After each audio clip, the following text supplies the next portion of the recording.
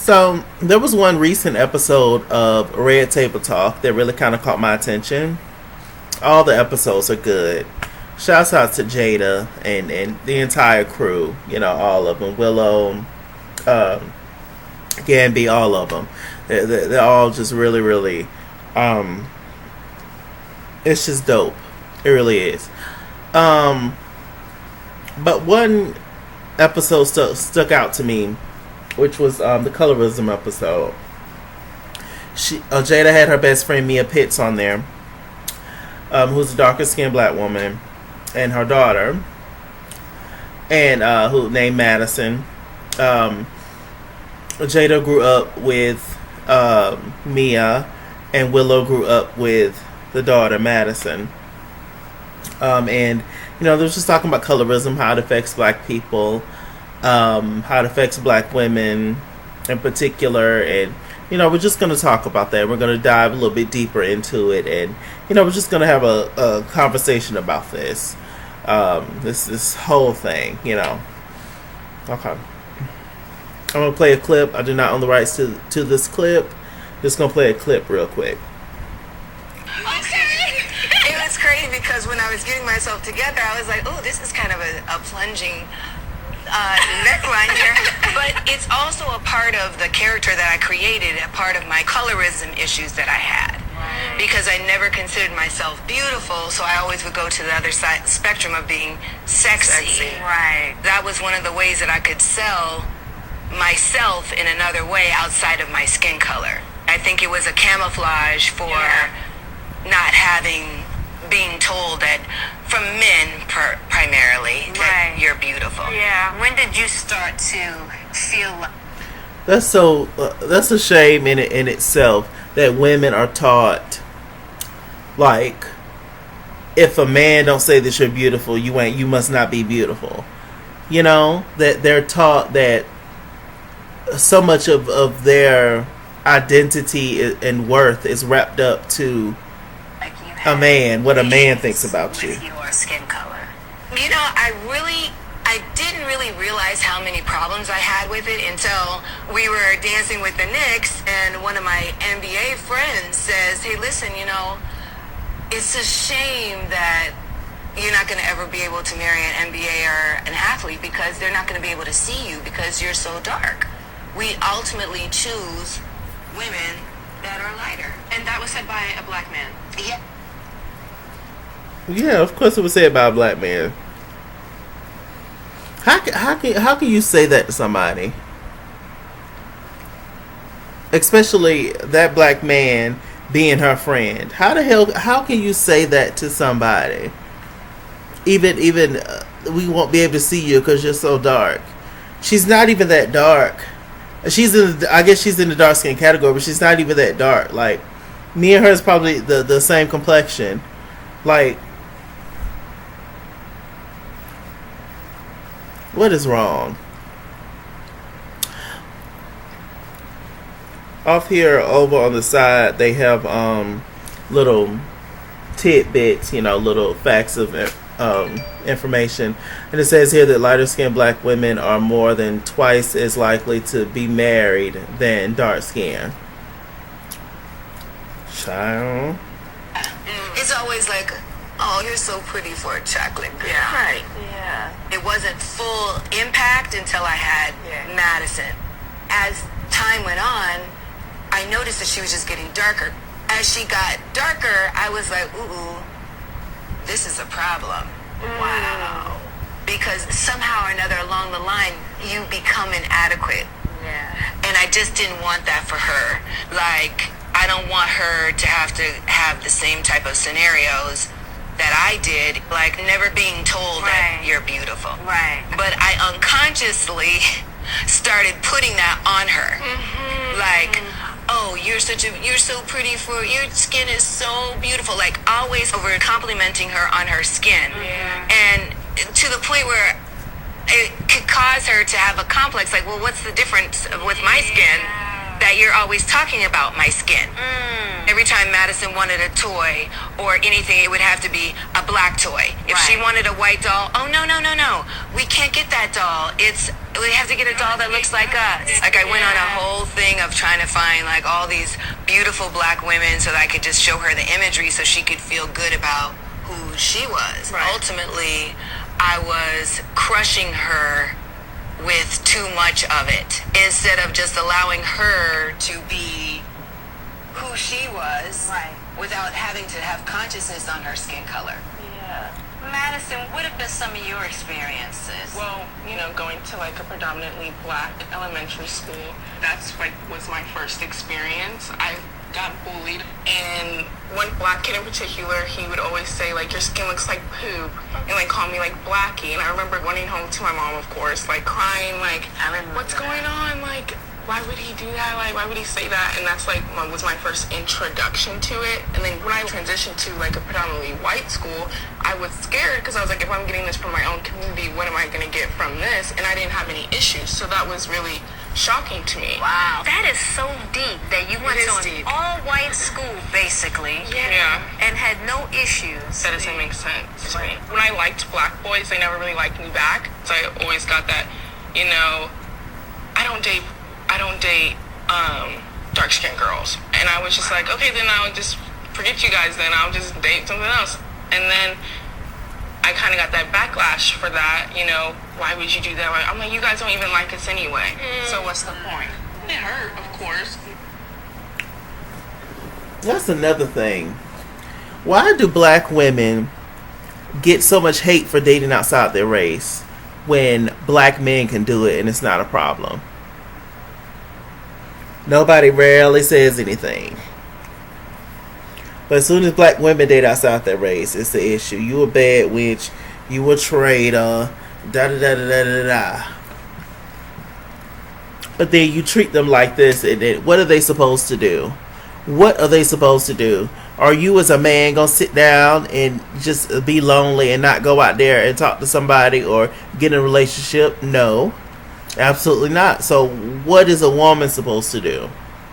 Why can't she do the same? But that's just one of those double standard things. I remember being in high school. I was about I think 15, 16. And I was in a computer class.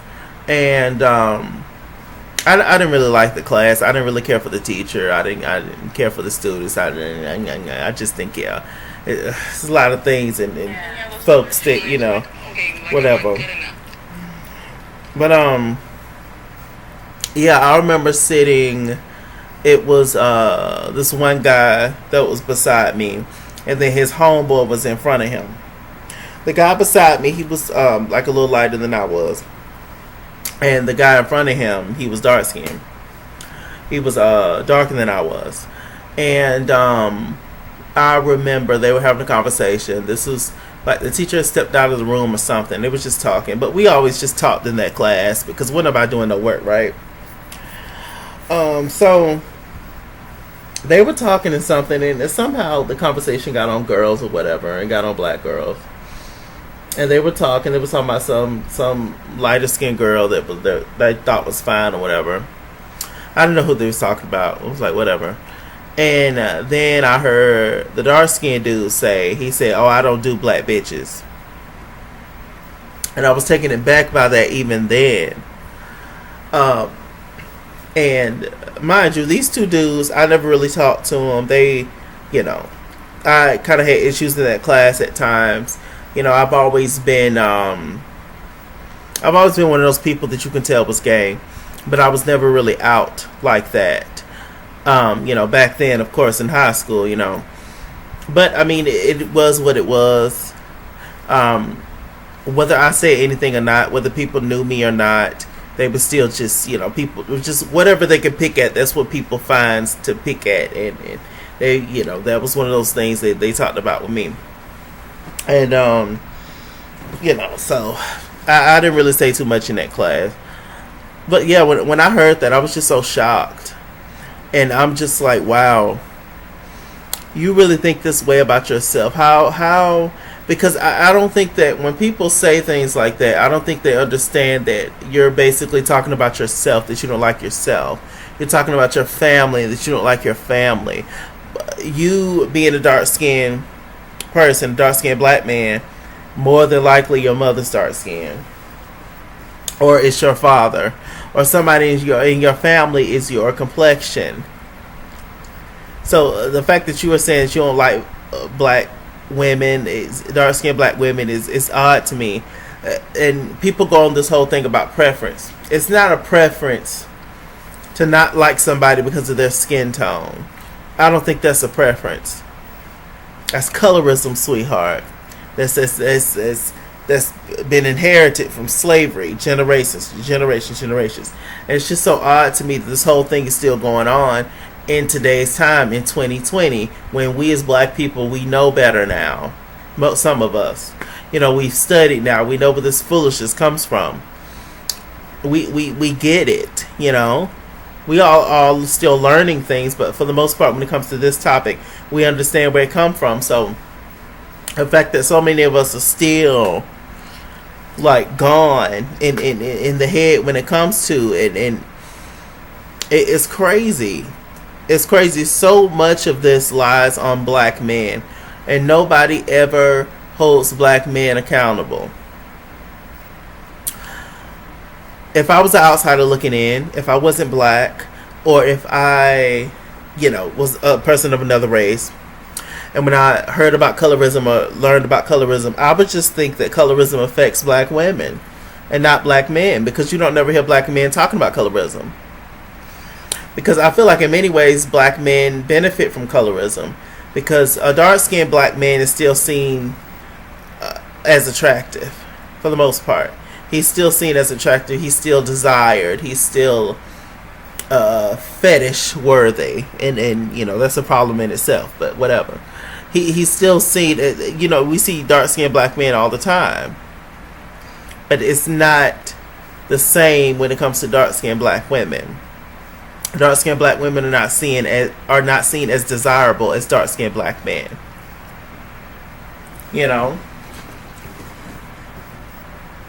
And featureism is a whole nother thing.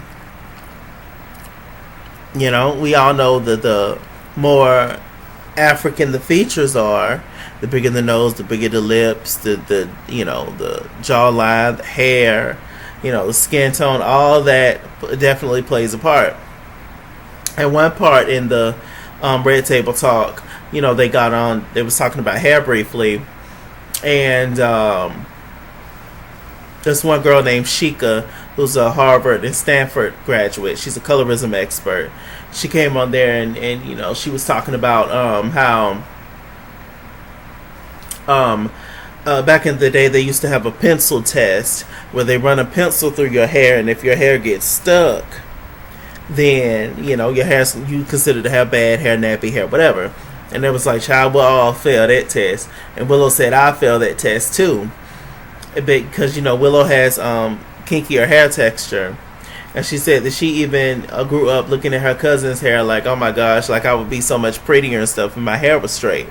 And even though Willow's light skin with light eyes, the fact that her hair is kinky is seen as a negative. It's so deep. This whole conversation, it really is deep. And there was a girl that came on there, and she's Haitian, and we all know when it comes to the island folks, we all know how heavy bleaching and all that is, and how, especially with like black Latinas, how they're not taught to embrace the African side and all that kind of stuff. It runs so deep. And bleaching cream is heavy in Africa as well. Anyway, sis was bleaching her skin, and I think I got a picture.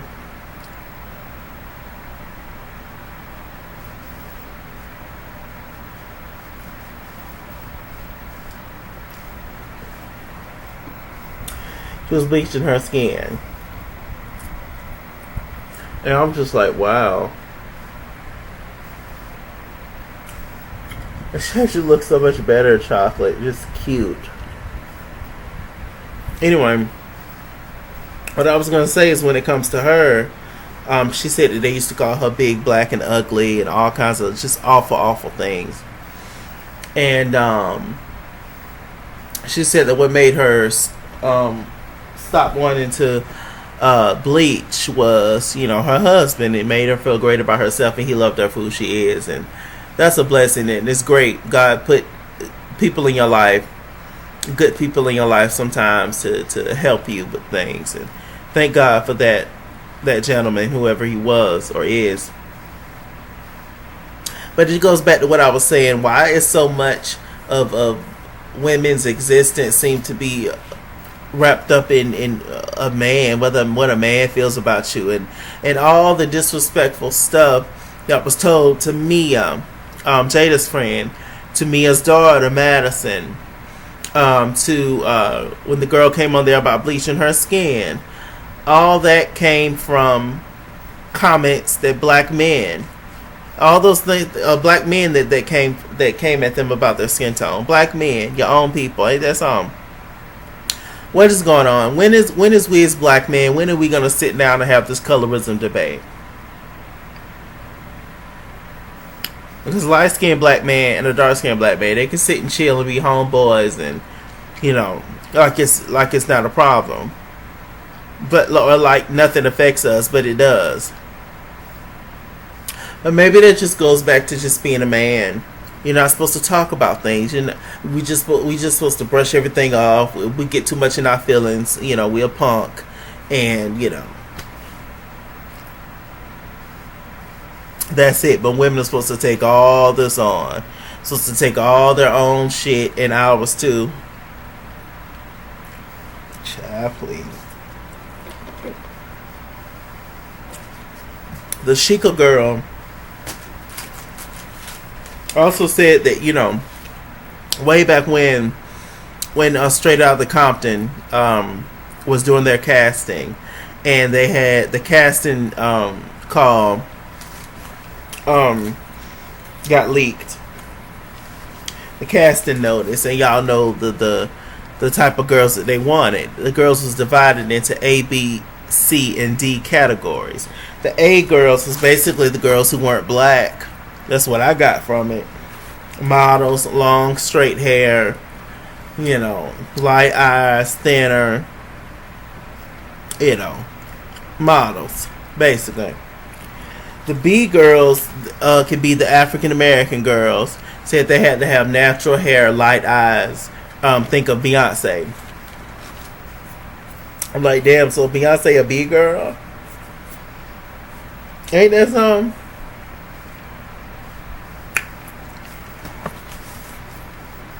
C girls was the medium skin tone girls, like caramel and brown skin girls, and they can wear weaves, but let's not do too much. The D girls was the medium to dark skin. They could be overweight, they could brown eyes, nappy hair. And Willow was just like, the fact that somebody wrote that, and it was like, yeah, that's crazy. Hollywood is something else. Hollywood is something else. It really is. At one point, Mia was like, if we were in a group of black people, they would put me in a dark skin category, and they would put you, Gabby, in a light skin category. And Gabby was like, you consider me fair skin? You consider me light skin? She was like, yeah. And Jada and Willow was all in that category. Now, mind you, if you want to be technical,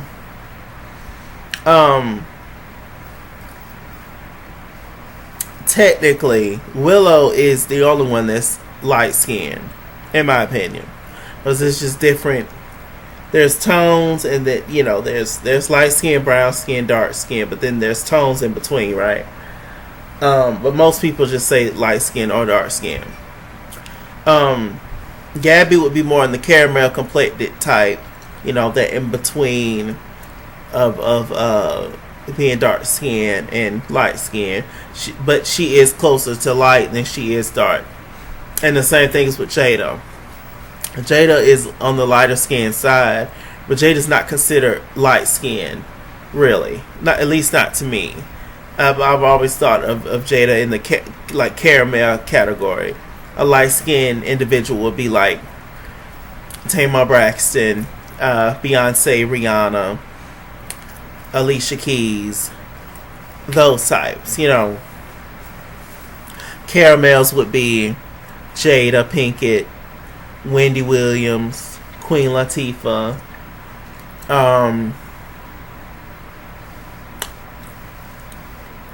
like Regina Hall, like, you know, those. We see a lot of those actresses. Most actresses, we have a few, but we don't see a lot of black actresses that are in the deep dark side of then we have the brown skinned girls like the Nia Long, Gabrielle Unions, etc. But the deep darks is the Viola Davis, Lupita, yeah. So Regina King, she's another one on the brown skin side. So yeah, I'm thinking that's why Gabby took kind of like offense to saying that she was light skinned or whatever, because I don't think she considers herself light skinned. She considers herself dark skinned, but she was saying that to say that you are on the lighter skin side. You're not considered dark skin, so you would be on the lighter skin side, even though you're technically not, I guess, a light skinned black woman. Anyway. So, you know, but Gabby, she talked about how, you know, her family's from the islands and how her grandmother did not like dark-skinned black people. She said she remembered as a child that they had dark-skinned neighbors and her grandmother, her peoples would not let her play with them. So it's so deep-rooted. It's a lot that we have to unravel and talk about as a people. I can appreciate these conversations with the Red Table Talk, and just in general, these are conversations that we need to have, especially in today's climate where Black lives all of a sudden matter so much to everybody else. And but this is a conversation that we need to just have as black people. So much of our existence as black Americans is because of what has been done to us by our oppressors. And we definitely need to heal and talk about a lot of the things. And I would love to see more black men talk about these things. We brush so much underneath the rug and so much. It was a man for the casting sheet for the Straight Outta Compton. I'm sure it was a man who wrote that. I'm sure it wasn't a woman, a black woman who wrote that foolishness. If it was, they had to pay her ass good. You know, because it seems that women are more sensitive when it comes to topics like this. And men, we just, I mean, come on. When are we going to talk about these topics? I don't know. I sometimes feel like some, not all, but I sometimes feel like some black men want to fit into white culture, if that's even a thing. They want to fit in with white people more than black women.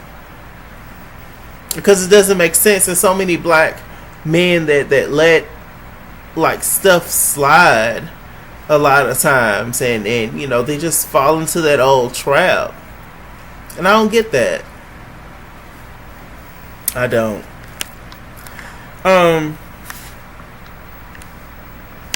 It was crazy. I remember one time growing up, I'm gonna get out of here soon, right after this. I remember one time growing up, you know, I'm brown skin or whatever. I consider myself dark skin. But I'm brown skin, I guess, whatever. And I remember being at the pool, or about to jump into the pool. This is before they opened up, you know, all the little hood kids. We used to wait outside the fence, you know, at good old CC Woodson here, this recreational center. You know, all the little hood kids.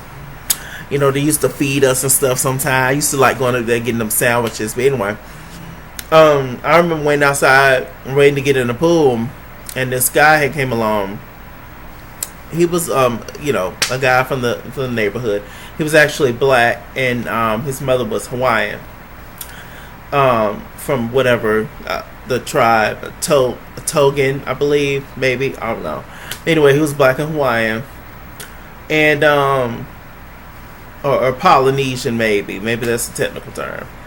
But he wasn't that light. He was kind of like, I guess, brown skin type, but you know, he had like really curly hair. He had slanted eyes and stuff.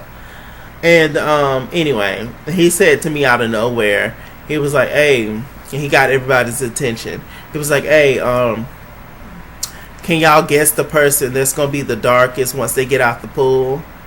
And they was just looking around at him like, "What are you talking about?" He was like, "Oh, it's gonna be Chase. Chase gonna be the darkest one." And I was just like, first of all, how are you coming for me? Like, I ain't did nothing to him. Like, and it pissed me off. It did. And you know, as a child, your main goal is just to want to fit in. And I don't think that, and I was never one to be like everybody else. I was always myself. But I just had to suppress myself a lot of times because I just did not want to get picked on for who I was. I think that if we could just not get picked on for who we are, then the world would just be so much better. The bullying and stuff, all of that would, not saying it would completely go away, but it would definitely stop some. If we were just taught to just love each other for who we are, and if you didn't like somebody, you just stay away from them, and that's it. But it's not the way of the world, is it? So yeah, that's one thing that definitely stuck out to me when it came to you know, skin tone and colorism, and you know, having a mother who has a complex about her skin tone as well. She's darker than I am. Lovely woman inside and out, but her sisters are lighter than her, and you know, she grew up hearing, you know, call her like darky oats and names and black names and stuff, not really from her sisters, but I'm talking about just from the community and stuff. And you know, so I just have to feed into, give her that love and that aspect, because she's beautiful. And it's just so sad, you know. I have little cousins who are darker skinned and stuff, and so it's just crazy. And they hear stuff and see Instagram and see nothing but just ambiguous looking girls all on Instagram, or seeing black men hovering and slobbing at the mouth over them and stuff. And you know, half these girls are not even a little bit black, maybe 12%, and the rest is other shit. And these are the representations of black women. You don't look like nothing I come from. No shade. You're beautiful. You are, but you ain't no better than nobody else. But that's how we've been taught. So I mean, I get it.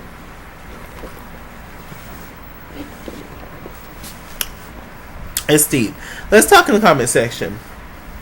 Let's talk in the comment section about your issues with colorism. Whether you're light skin or dark skin, let's talk about it, and you know, just have an honest conversation about what's your colorism story. Because colorism affects all black people. Light skinned black people, they deal with things that go through stuff, and dark skinned black people deal with things that go through stuff. So let's talk about it, and what's a change that we can make, and what can we do to just make things better for us all. And yeah, when is black men gonna get on this discussion? Why is it just always black women? And before I get out of here, too, they talked about the Dark Girls documentary that came on the OWN. I think that came first, then the Light Girls documentary, which I have issues with that, because the Dark Girls documentary, it was real, you know, people and regular folks. They weren't famous. On the Light Skin documentary, they all had on makeup, tons of makeup, and they were all famous. And it was even black men jumping in there defending pretty much the light skinned black women on the Light Girls category. But it wasn't the same for the Dark Girls category. I didn't see not one man I mean, I think they talked to a few men on the streets, but they had like lighter skinned black celebrities on the Light Girls documentary, and that included women and men. But on the dark skinned girls documentary, it was just all regular folks. None of them were famous, and it was just a different tone. You know, it's just like, well, what you see why these conversations never end, because they do stuff like that, and you know, they expect for us to just be cool with it and not see the shadiness in it, you know. Anyway, decided to give y'all a little show, something to look forward to, you know. With this said, I'm Mr. Chalaki. Mr. Chalaki on Google Plus. Follow me at Excuse Me on Instagram and Twitter, at Excuse Me 89 on Snapchat, Chisking on Facebook, Mr. Chalaki on Cash App and PayPal. And as always, run me my money or run me my fade. Run me my money the way I get paid. Stay black, stay beautiful, and stay tuned. And I'll see you guys later. Bye. Black Lives Matters.